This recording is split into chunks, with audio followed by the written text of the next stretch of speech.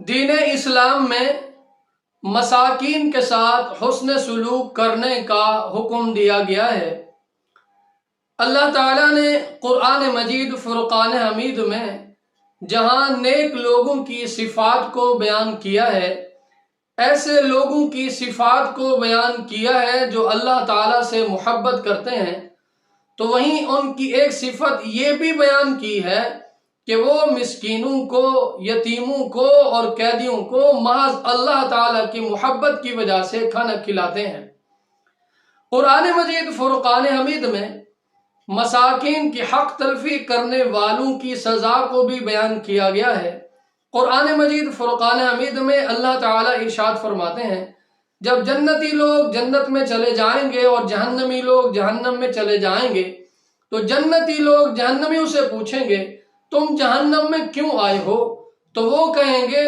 ہم نماز نہیں پڑھا کرتے تھے اور دوسرا مساکین کو کھانا نہیں کھلایا کرتے تھے۔ یہ مسکین کون ہے؟ اس کی تعریف بھی نبی صلی اللہ علیہ وآلہ وسلم نے ارشاد فرمائی ہے۔ آپ صلی اللہ علیہ وآلہ وسلم نے ارشاد فرمایا، مسکین وہ نہیں جو ایک لقمہ لے کر اور دو لقمے لے کر یا ایک کھجور کا ٹکڑا لے کر، ایک کھجور لے کر اور دو کھجوریں لے کر لوٹ جائے، بلکہ مسکین وہ ہے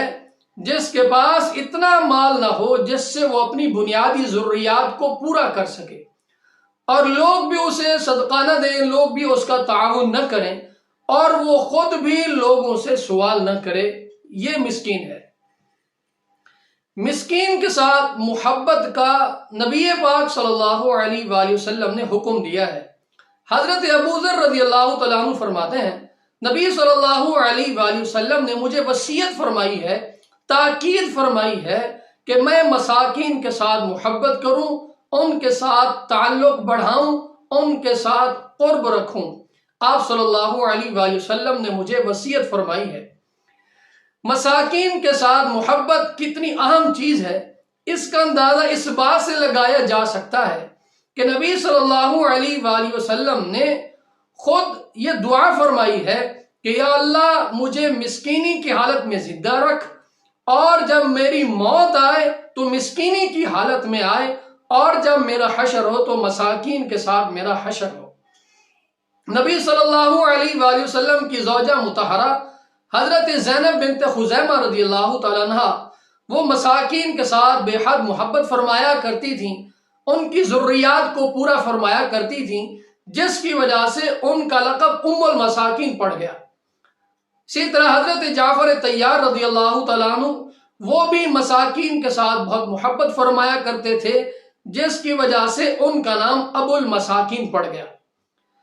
حضرت عائشہ صدیقہ رضی اللہ تعالیٰ عنہ کو بھی نبی صلی اللہ علیہ وآلہ وسلم نے فرمایا کہ عائشہ مساکین کے ساتھ تعلق بڑھاؤ، ان سے محبت کرو، کیونکہ ان سے محبت کرنا یہ ایسا عمل ہے